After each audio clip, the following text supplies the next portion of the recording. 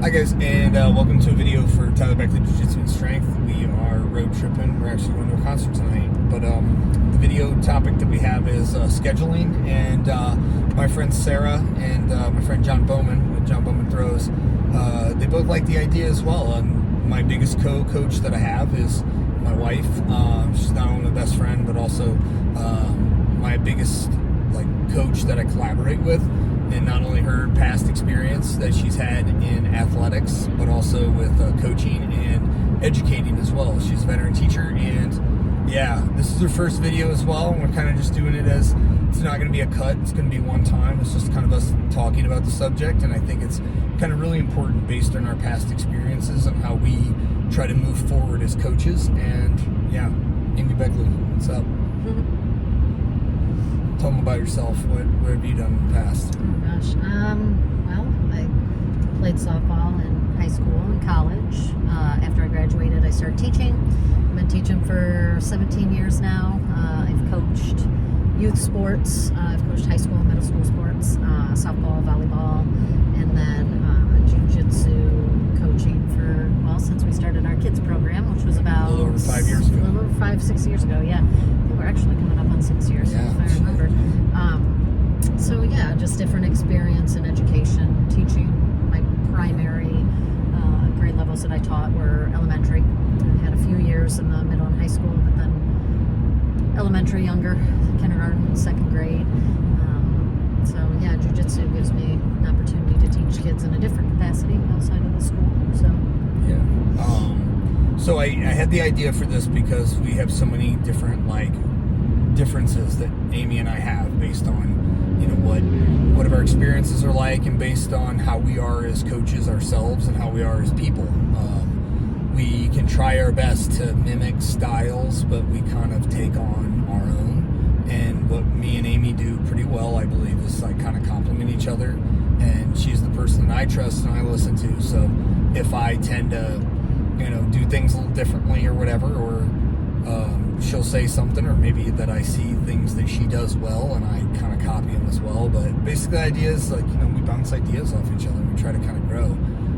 But the topic today that I thought would be perfect for the video was how we manage our schedules, because this is me and John were talking about getting different times of the day to do different things. Me and Amy kind of both do them a little bit different.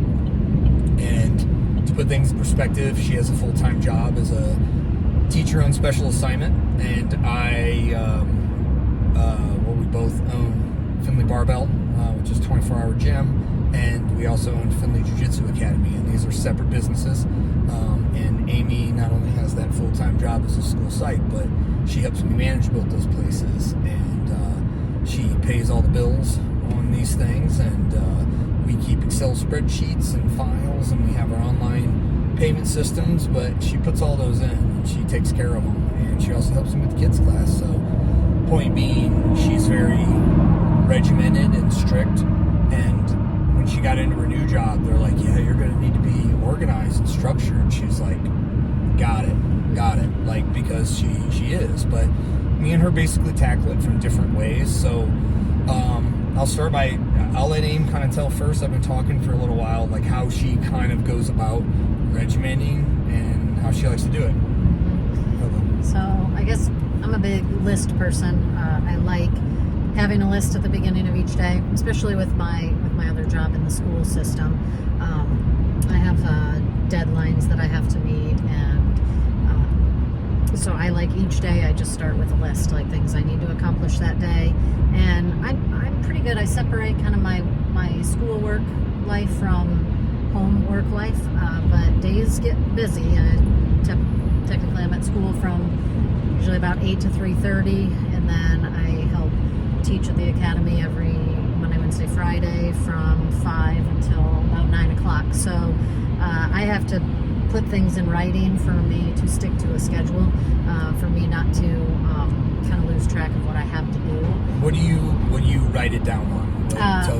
Exactly notebook. It's not really on computer. I am a paper pencil notebook. I have a planner that I write in, even though I know we use a Google Calendar, so like important things, we have a Google Calendar that we share. So if it's like a meeting that I'm going to be at, that I'm going to be late, or if our daughter has a game and one of us has to miss this practice or this, then we'll put stuff on our family Google Calendar. But otherwise, as far as my work stuff, I have a notebook and I just fill out each day is a new page. Yep. And when I use up all the pages of the notebook, then I get another notebook. But I have a planner at school that I put important meetings and everything in. So I kind of knew the answer to that question. and I like to be able to cross stuff off when it's done. So point being on that, I wanted to make sure that was a point that people watching this video heard, because she's, as much as it's old school, I made a video the other day. It said, what's the best workout for me? And it said in the front, it's like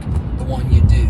And what's the best way to keep the schedule? Well, the best way you can do it. So if you are stuck in 1995 with a Trapper Keeper that has a cool skateboard on it, and you keep your schedule in that, then that's what it's going to be. So if that's how you have to do it. Now, I would say, just as I would tell a jiu-jitsu student, learn how to integrate new things. Learn how to integrate new styles, because they could be more efficient for you. So I would say comparatively, like if this was a learning course, and things that actually, when I went back for my MBA, that they would tell you is, it's okay to do them the way you do them, but you always have to be on the lookout for efficiency.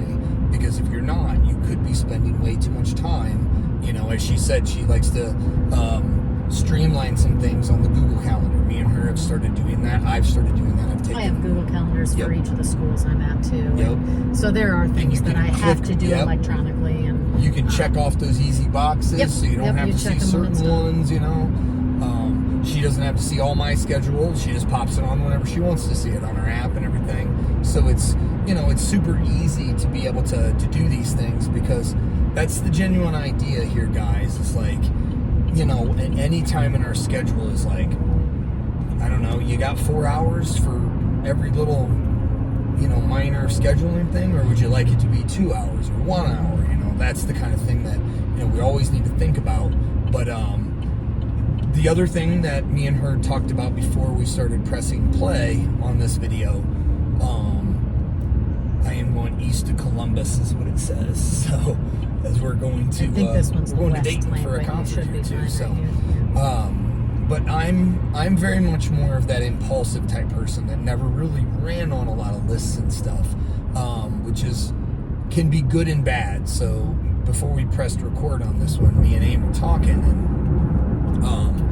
she tries to be a little bit more like me, or like we always say, getting stuff done. Yeah. In jiu-jitsu, we would always say like, hey, I'm still going to play my A game, but I'll go solid sample bar, you know, or sample the salad bar, as I dyslexiated it. But she wants to kind of get sometimes more that feeling of, oh, it wasn't on my list, so I'm not going to do that right now, to, well, I got time, and it's not on my list, but I have time, and so I should do it. Like, because that's more how I am. She knows it, like, kind of philosophy-wise. I always call it after my great-grandma. My great-grandma was 94 years old when she passed away, and she was just a ultra hard-working lady. And she grew up in the Great Depression, and she was a homemaker, and I've never seen it dirty in my entire life. And she died when I was in my early 30s, and so for all those years, I don't think I've ever seen a mess. And anytime that, you know, dinner was done, she was the person that did the dishes. There were never dirty dishes sitting there. They were always done dishes. So the idea is, I always call it after my grandma, because if she saw stuff that needed done, then she went and she did it. And so one of my bad habits is, like, I have something on my list for tomorrow, and you'll be like, yeah, but we have time to get it done today. And I'm like, no, I've already put it on my schedule for tomorrow. Schedule for, yeah. Yeah, so it's hard for me to, sometimes, like, the lists are great, and then other times I get stuck, because if it's on a list for Tuesday, then I can't bring myself to do it on Monday. So it's more, me and her started doing this thing like about a year ago. I read Rick Rubin's book as a music producer, but he talks about like looking at things that are perceived. Let's go camera here. Hit a bump. So he talked about things that are perceived weaknesses or perceived strengths, but to look at them from the opposite perspective of how they could be the other way around, you know.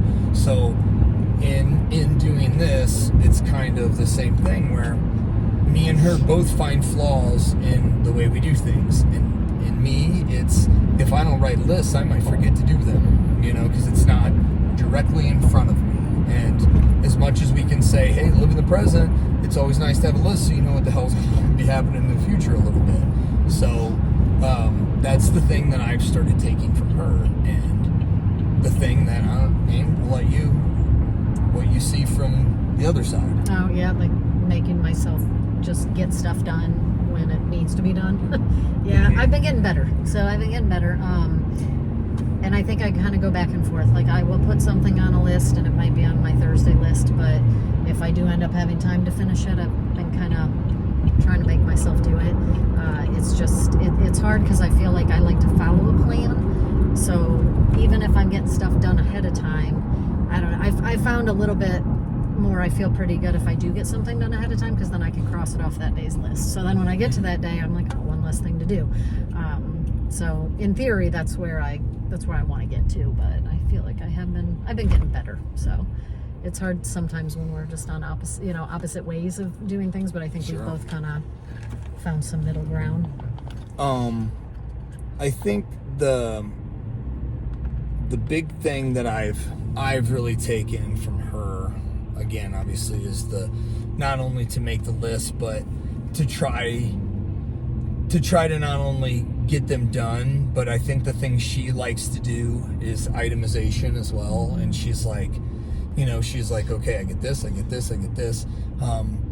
She likes to do that because it's very hard for her to see like a bigger picture kind of thing. She just says it as a fault, you know. Some people can and some people can't. So she's like, no, I have to get the work right in front of me right now. Mm-hmm. And then, you know, I'll figure it out later. So she likes to do that. And that's a great thing for, you know, as long as you know kind of where your weaknesses are. So if you're someone who doesn't do a lot of planning and being strict, it's like, be okay with changing too.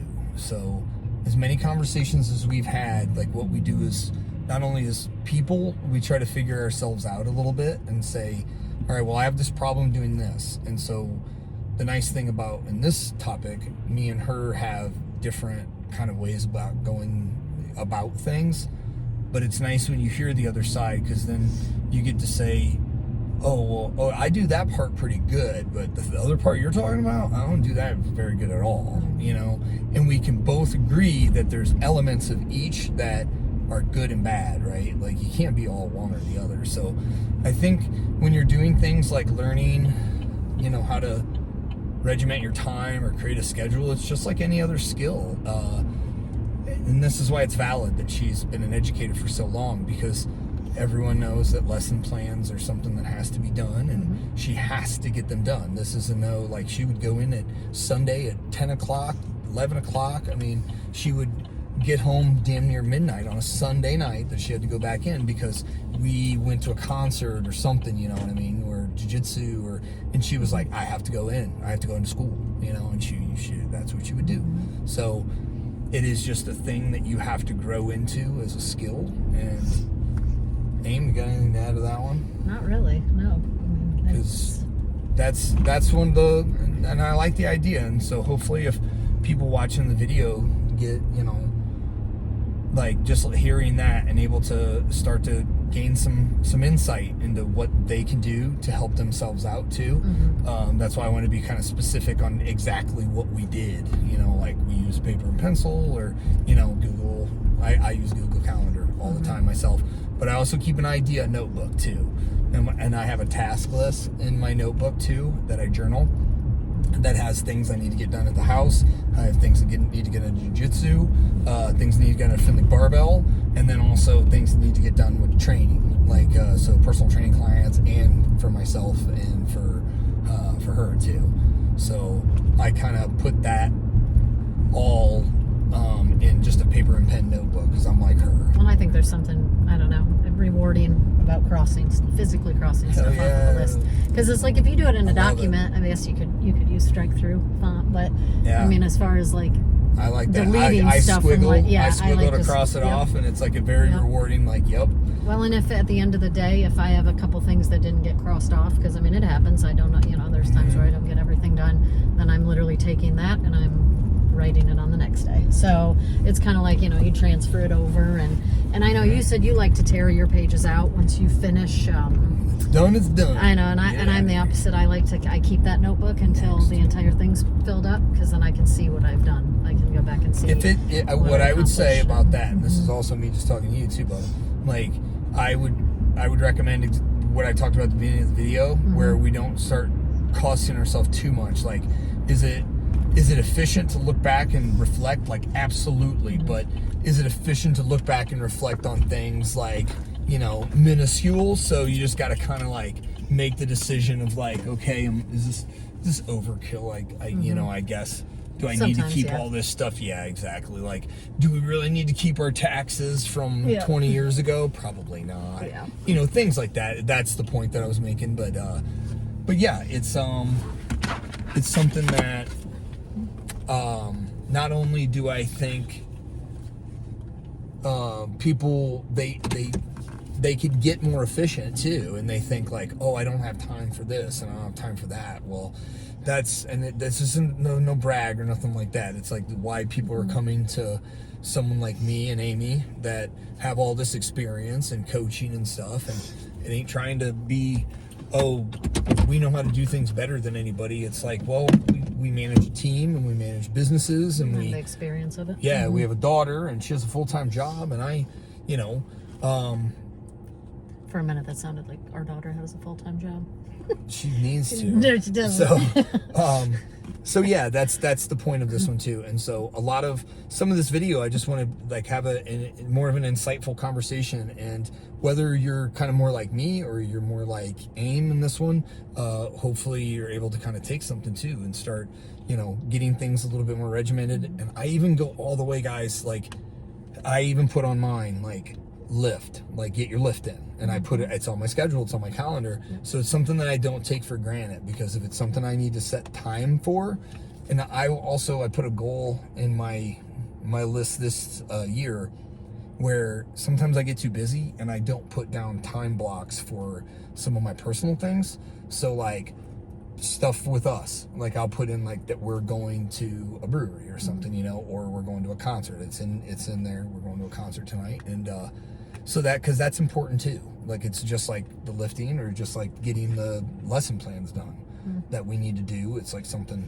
So if it's important to you and it's a goal you have for yourself or your team, if you're a coach watching this, or to help out a client, whatever capacity you're coming here for, write things down. If it's going to jiu-jitsu practice, exactly that. Put it on the schedule. That's where I go to jiu-jitsu practice, because if it's something that you care to get done and something that you care to get better at, then you got to make time for it too. So, you got anything to add on our first video together? I don't think so.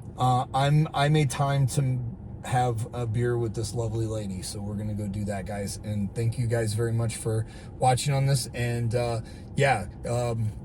thank you for watching our video, and thank you for supporting our Patreon page.